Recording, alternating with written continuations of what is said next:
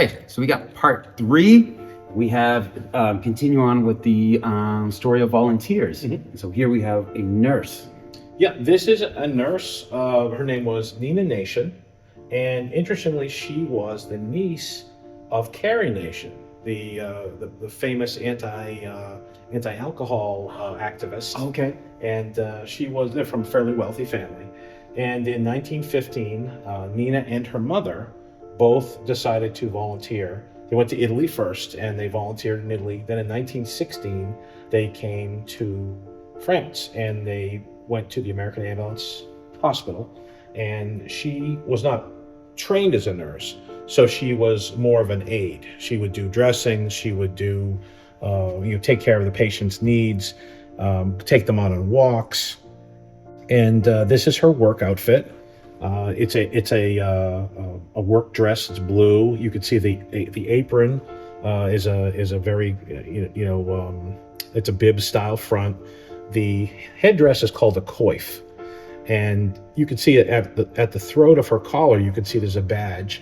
That was a badge worn by people that were engaged in that type of work at the American Ambulance Hospital. Okay. The ambulance drivers had different styles of badges.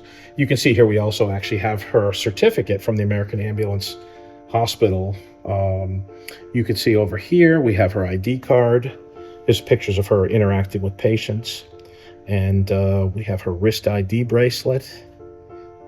A badge. The hat badge on the upper left is a driver's badge, but they would also wear them as brooches. So that she probably wore that as a brooch.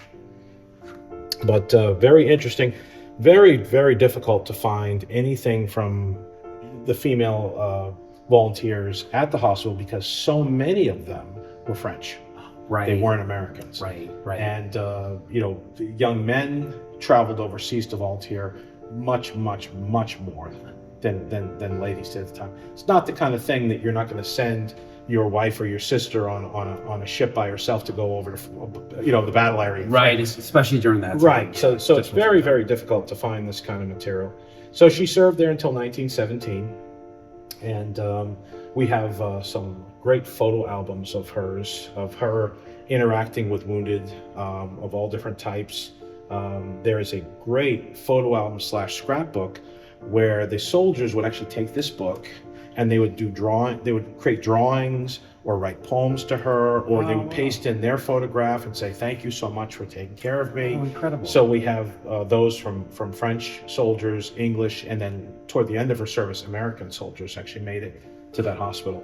So it's quite interesting to see, that level of experience. We also have some photographs of her and other nurses and nurse assistants in Paris interacting with American officers, and so it's quite an interesting group. Like I said, very, very unusual.